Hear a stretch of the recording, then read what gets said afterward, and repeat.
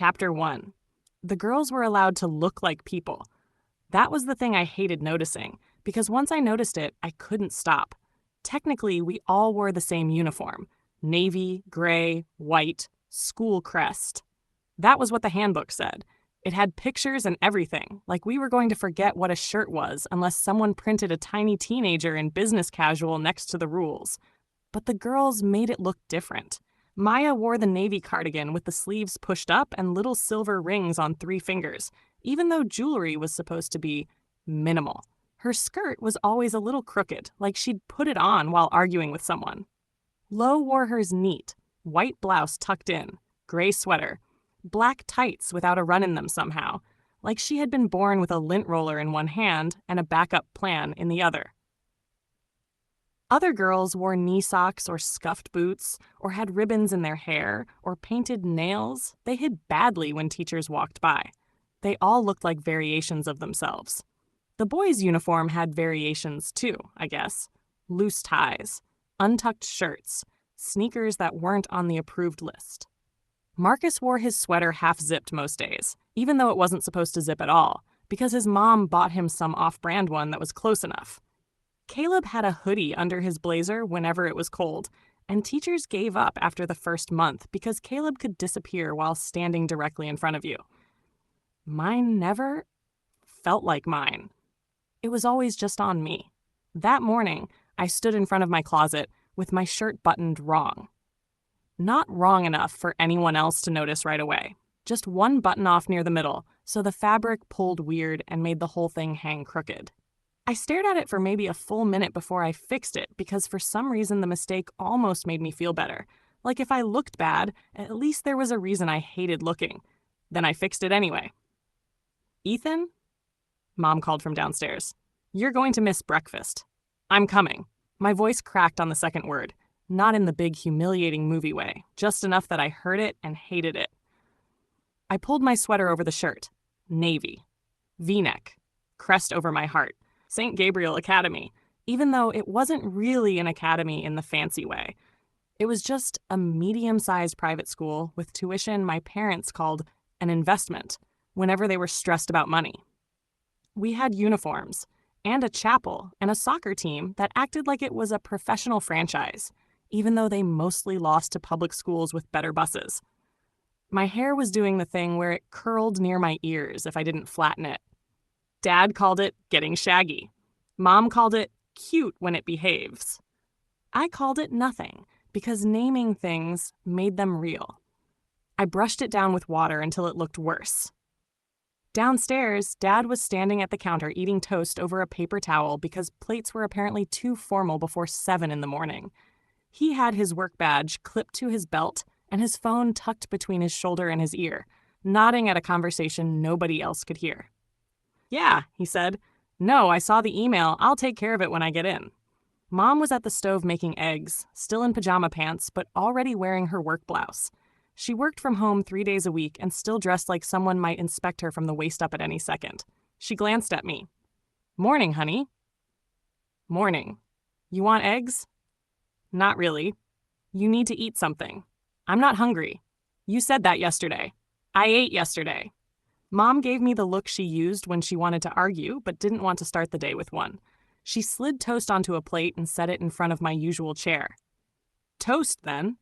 I sat down. Dad ended his call and dropped his phone onto the counter. "Morning, bud." "Morning." He looked at me for half a second longer than usual. Not staring, just checking. "Hair's getting long." There it was. I took a bite of toast so I didn't have to answer right away. Mom turned from the stove. "Dennis." "What? It is. It's fine." I didn't say it wasn't fine. Dad lifted both hands like everyone was attacking him, even though nobody was. "I'm just saying we should probably get him in somewhere before it gets in his eyes." "It's not in my eyes," I said. Dad smiled a little. "Okay, fair. Before it becomes a helmet, then."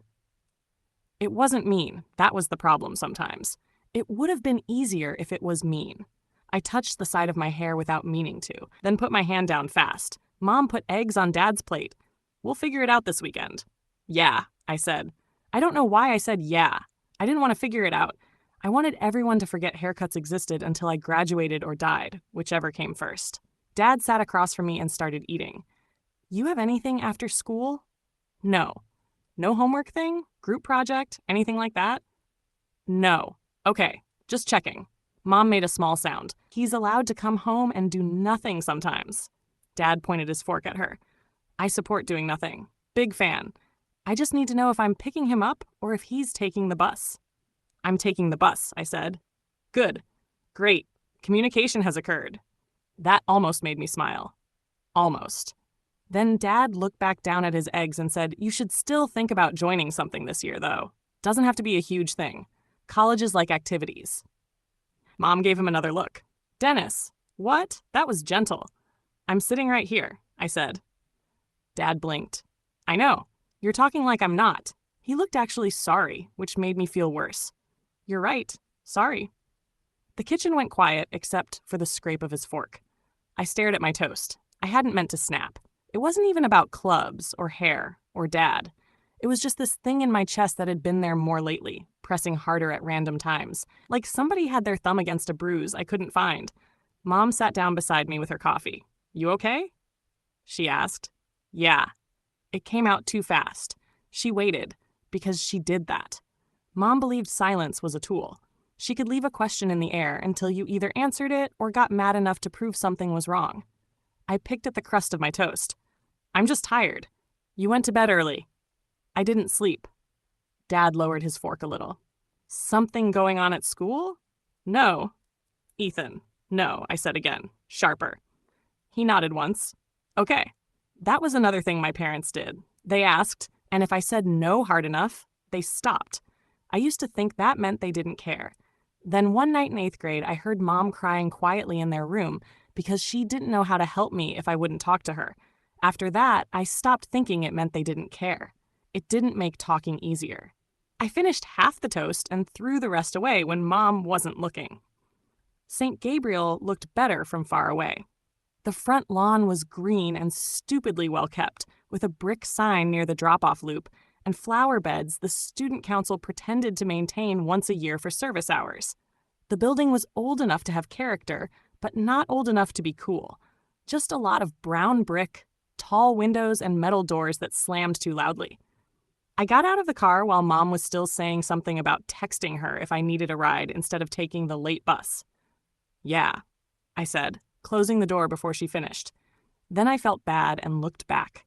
She was watching me through the passenger window. She lifted her hand. I lifted mine. For half a second, I wanted to get back in the car.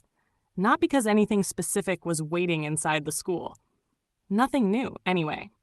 That was almost worse. If something new happened, at least I could blame the feeling on that. But most days were just regular. Regular hallways. Regular lockers. Regular boys being too loud. Regular girls leaning into each other near the stairs, laughing at something on one phone. Regular teachers telling everyone to keep moving. Regular me, walking through it like I had been assigned the wrong body in a group project and had to make the best of it. Maya was sitting on the low wall near the side entrance, drawing on the back of a quiz. Her black hair was pinned on one side with 2 silver clips shaped like stars.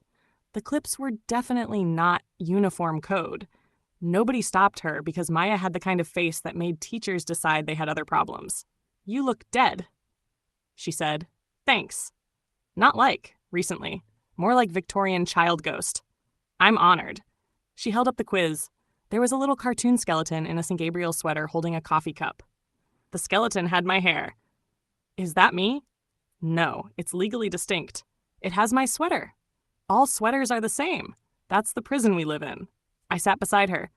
What'd you get on the quiz? 68. That's why you're drawing on it? That's why it deserves punishment. The side doors opened and a group of girls came out laughing.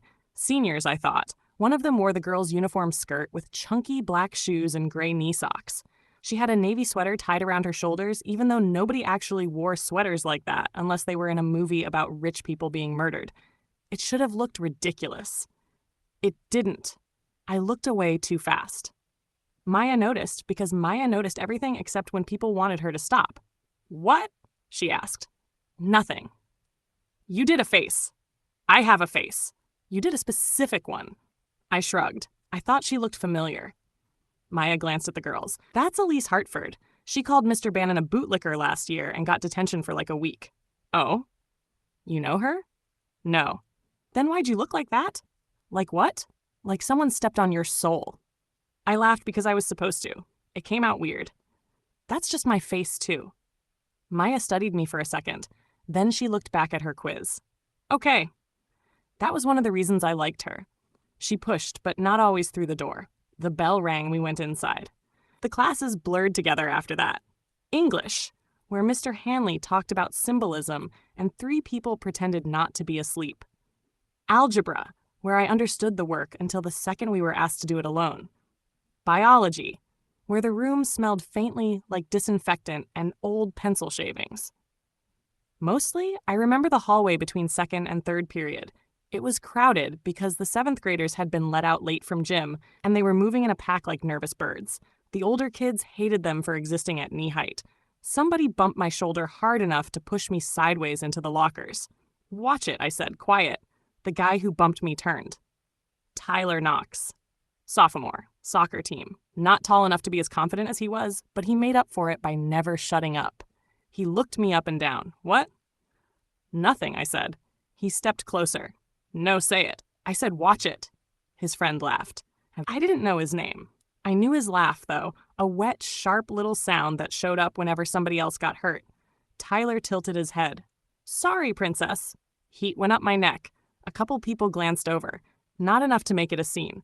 Just enough to make sure if it became one, they could say they saw it. I tried to walk around him. He moved with me.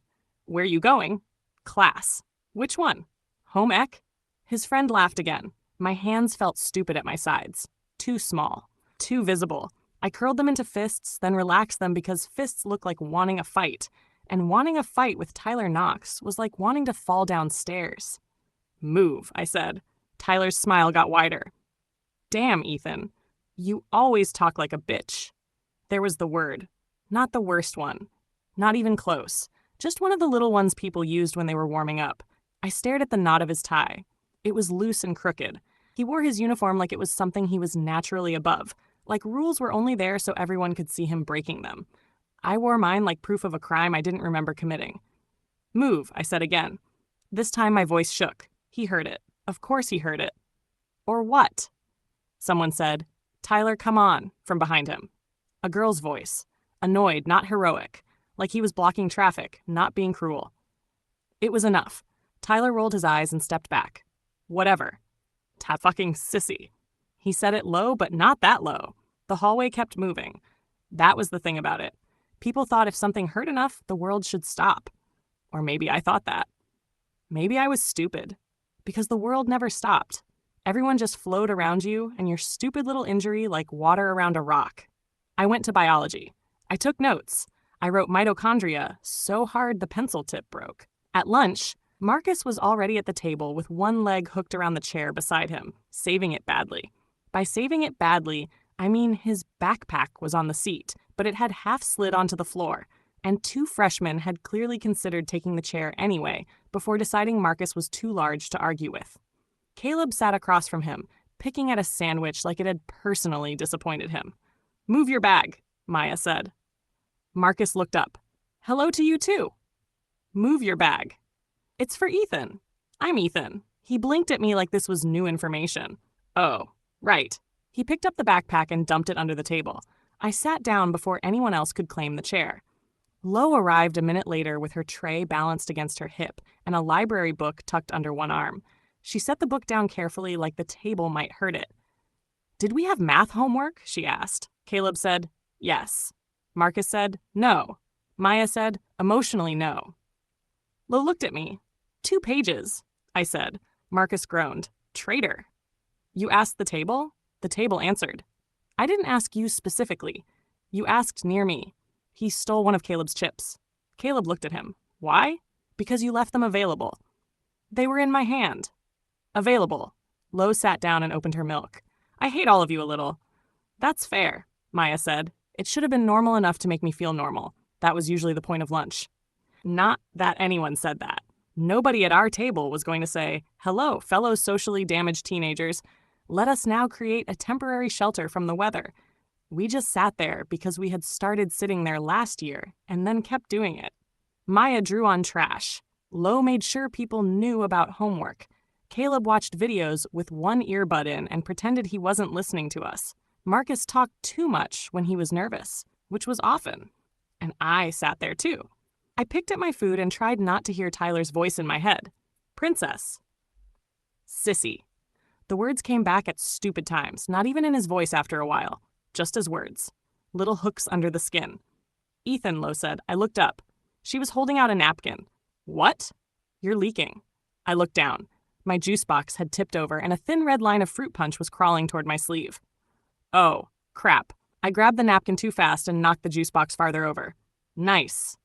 Marcus said, Shut up. Didn't say anything. You said nice. That's barely anything. Maya reached over and righted the juice box. This is why civilization failed. It hasn't failed, Lo said. Maya looked around the cafeteria.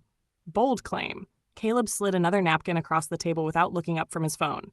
Thanks, I said. He nodded. For a minute, that was all it was. Napkins, sticky fingers, Marcus complaining about math, Maya drawing a bird with human teeth in the margin of Lo's worksheet, until Lo noticed and said, Why would you put that in my life? I laughed a little. Not a big laugh. Not enough to fix anything, but enough that Marcus looked pleased with himself, even though he hadn't been the one who said it. Then he started talking about basketball tryouts. I'm just saying I could probably make JV. Caleb made a small sound. Marcus pointed at him. That was a judgment sound. That was a breathing sound. You breathed judgmentally? You haven't played since middle school. So JV basketball is generally for people who play basketball. I know how basketball works. Maya didn't look up from the bird. Ball goes in tall laundry basket. Exactly, Marcus said. I'm tall. I understand baskets. This is my sport. Lo took a bite of her sandwich. You should try if you want to.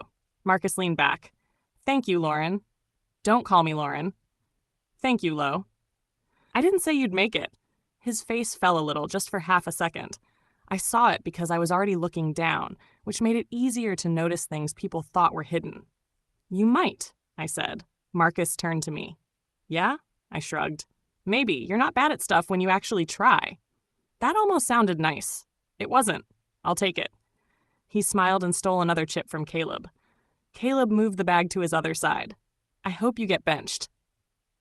I hope I look good on the bench. You'll have to sit still. Damn. Season's over. This time I laughed for real. Then I stopped because laughing made my throat feel too open, like something else might come out if I wasn't careful. Maya glanced at me. Not in a big way. Just a quick look. I wiped fruit punch off my fingers and pretended not to notice. After lunch, I didn't go straight to class. I took the long way past the courtyard because there was a bathroom near the music rooms that people barely use during fifth period. I didn't need to pee. I just needed a door. The bathroom smelled like lemon cleaner and damp paper towels. One of the sinks had a slow drip.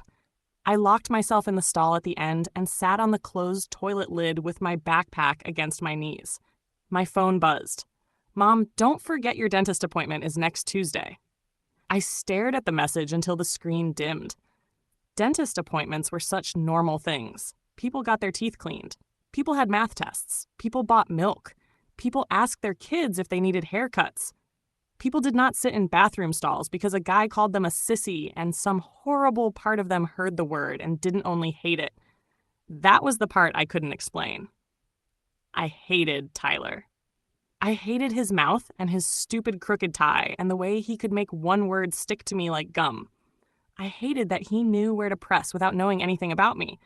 But when he called me princess, something had happened so fast I barely caught it. Not good. Not exactly. Like someone opened a door in a dark room and then slammed it shut before I could see what was inside. I pressed my palms into my eyes until colors sparked. When I was 8, my cousin Rachel stayed with us for 2 weeks in July because her parents were moving and everything was boxes. She was 10 and had a pink suitcase with a crack near one wheel. I remember that suitcase better than I remember some actual people. One afternoon, Rachel and I were in the basement while Mom and Aunt Lisa painted something upstairs. Rachel decided we were going to play school because she liked being in charge. You can be the student, she said. I'm always the student. Fine, you can be the teacher. I didn't want to be the teacher either, but I said okay because Rachel could make boredom feel like a court order. She went upstairs to get paper. I stayed in the basement, sitting near her suitcase because it was open and spilling clothes onto the carpet. Not in a weird way, just shorts and shirts and socks and a yellow dress with tiny white flowers. I touched the dress. That was all. Just touched the fabric between two fingers. It was soft in a way my clothes weren't. Light. Almost slippery. I lifted the sleeve a little and tried to imagine what it felt like on skin. Then Rachel came back downstairs and said, "What are you doing?" I dropped it like it burned. Nothing. She looked at the dress, then at me. She didn't laugh. That was the part I remembered most. She just picked it up and shoved it back into the suitcase. "That's mine," she said. "I know. You can't wear it." I wasn't. I know, I'm just saying. Then we played school. I forgot about it for years, except I didn't. Sitting in the bathroom stall at 15, I remembered the yellow dress so clearly that for a second I could feel the fabric again. The bell rang somewhere far away.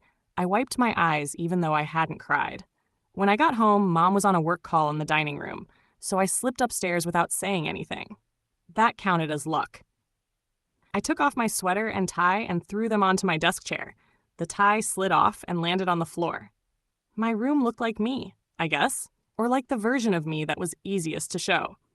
Game posters, a stack of library books, laundry basket too full, blue comforter, sneakers under the bed, a model spaceship Dad and I built during lockdown, still on the shelf because taking it down would feel mean. For homework, I needed to write a paragraph about symbolism in some short story where a man stared at wallpaper and everyone acted like that was literature. I opened the document. Date. English. I stopped there.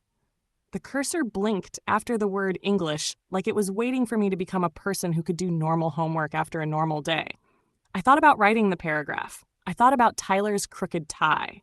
I thought about the girl near the side doors with her gray knee socks and her sweater tied around her shoulders, like she belonged to some version of the world that had never once shoved her into the wrong line.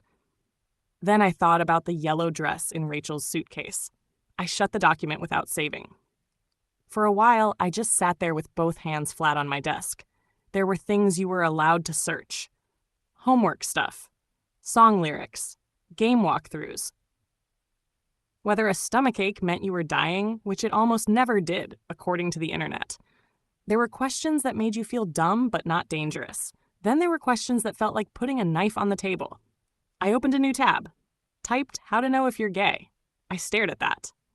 Then I hit enter. A bunch of results came up. Quizzes, articles, forums, rainbow graphics, words like attraction and identity and coming out.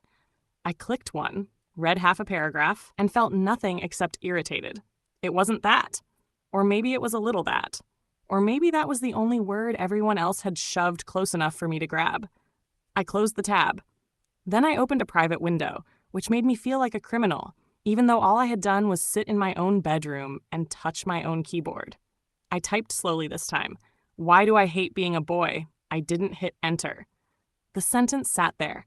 I hated how dramatic it looked. Like something someone would write on purpose. Like I was trying to be special or broken or interesting. I wasn't. I was just tired. I was tired in places sleep didn't touch. Downstairs, Mom laughed at something on her call. A normal laugh. A work laugh. The kind adults used when things weren't funny, but everyone had agreed to pretend. My bedroom door was closed. Nobody knew about Tyler in the hallway. Nobody knew about the yellow dress. Nobody knew I had looked at Elise Hartford's knee socks and felt like I was falling through myself. I moved the cursor to the end of the sentence and deleted one word. Hate. I replaced it with two weaker ones. Why do I not like being a boy? That looked safer. It also looked like a lie.